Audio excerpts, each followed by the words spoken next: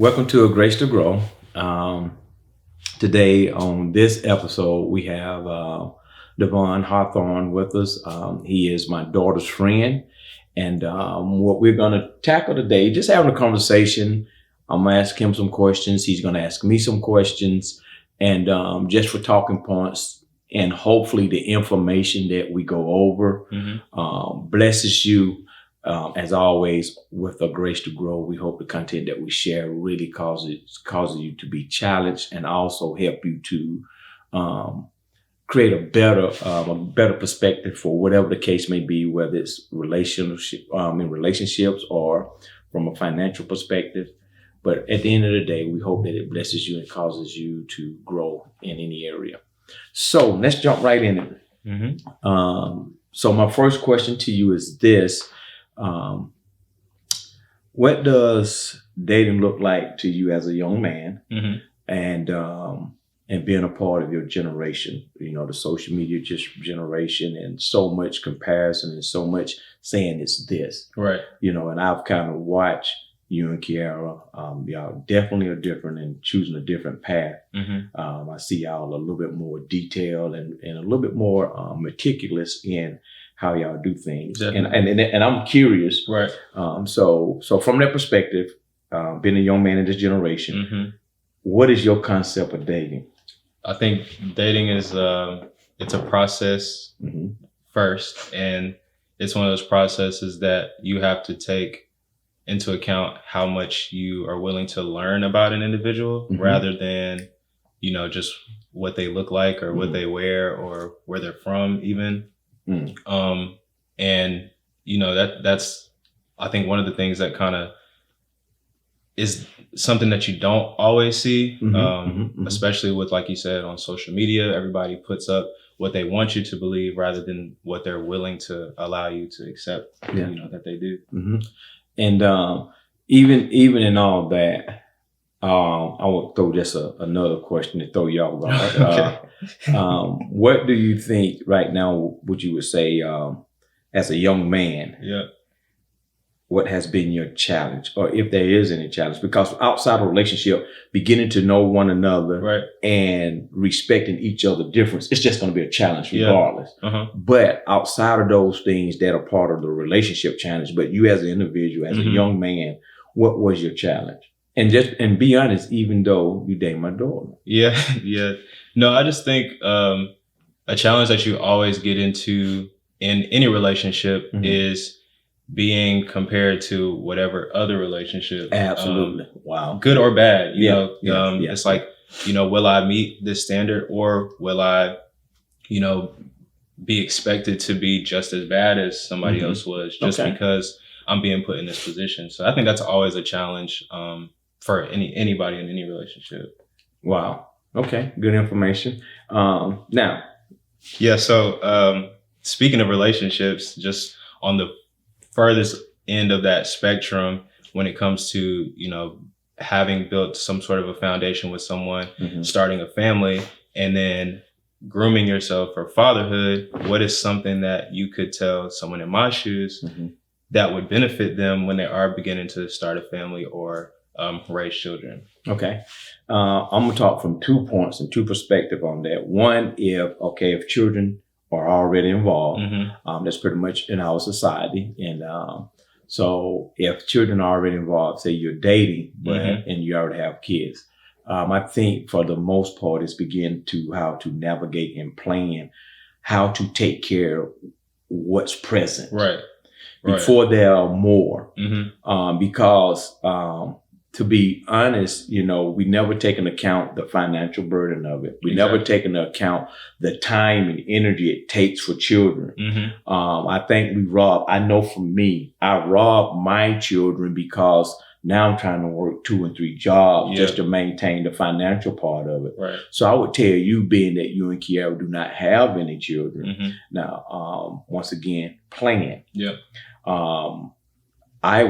I had no clue what it meant to be a father. I had no clue what it meant to be a husband. So that was a lot of hard work that I had to put into studying, reading, and then I had to get a picture. So once I saw and had a picture of how I wanted my family to be, I believe God gave me that picture. And if you look, a lot of people see the picture now, but they did not see the work. They did not see the tears. They did not see, man, the thoughts of giving up. So I want anybody that listening to this, you don't have to face the thoughts of giving up, because if you begin to plan and do the work to say, for instance, you do not buy a car without having a job. You do not buy a home without having a job. So why would you want to bring children in if you don't have some form of plan on how to take care of them? They require a lot. I have a granddaughter. I realize at 48, I don't have the energy. So that's why the blessing of that, they get to go back home to people that are younger than you are and spend time with them. But plan. If anything, plan and prepare and look at the whole spectrum of what it takes to have a child.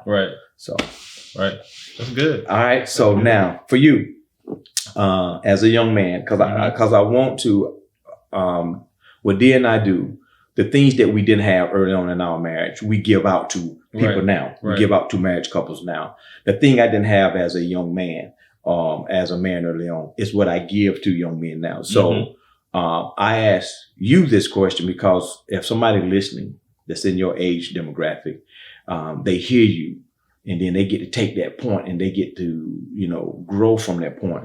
So what is DeVon Hawthorne's biggest fear? And what is your most rewarding accomplishment? Because something that you know that God had to do. And but you knew fear faced you here. But man, I was able to get here. So one of my biggest fears is not something cliche like heights or even love in general.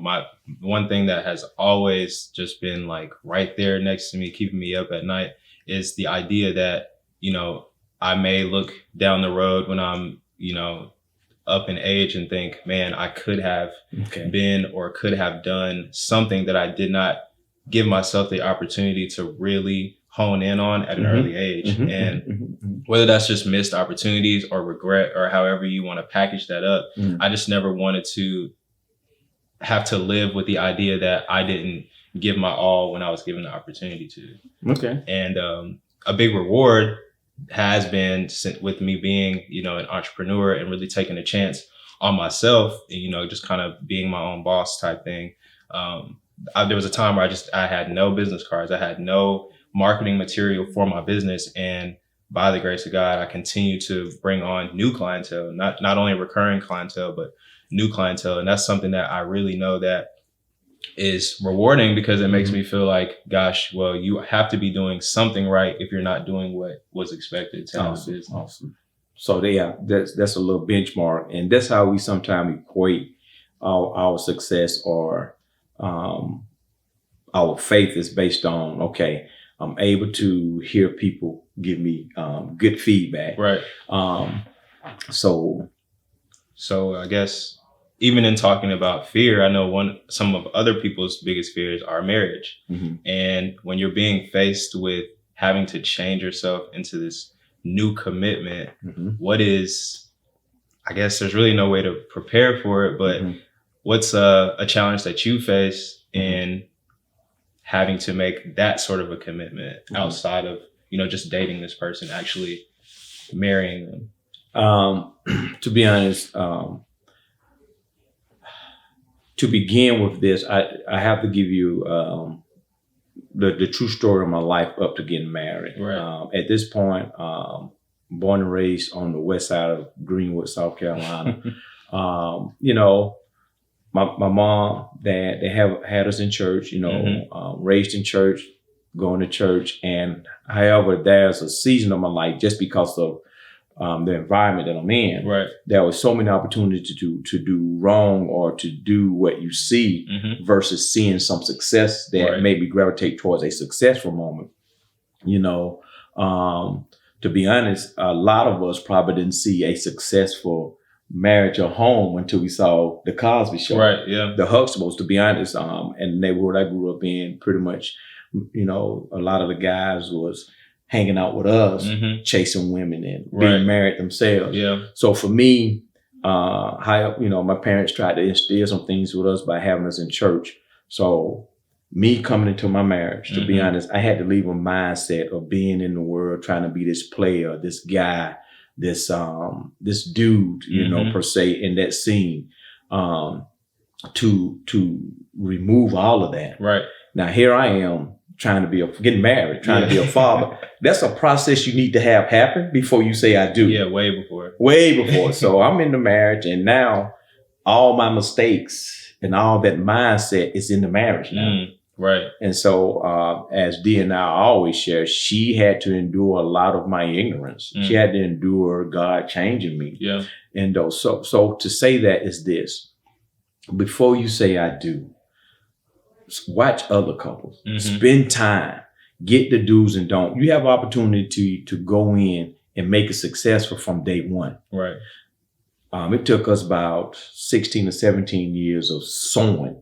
I mean, sowing faith and hope, because there were more days that we wanted to quit and give up because we did not understand. We did not have the knowledge. We did not have the capacity to really do what was right. Right. We was learning. It's like if you're in first grade and you go to the second grade, it's easier to learn then. Yeah. But to be in first grade in my marriage, in my life, and then to get married is like jumping to the 12th grade. Right. Yeah. So I had to catch up to that marriage. And so the best thing I would give you is just take your time, keep an open heart and an open mind, and read material.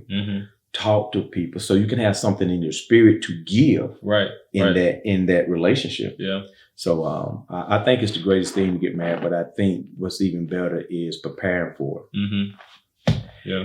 All right. So young man, you are.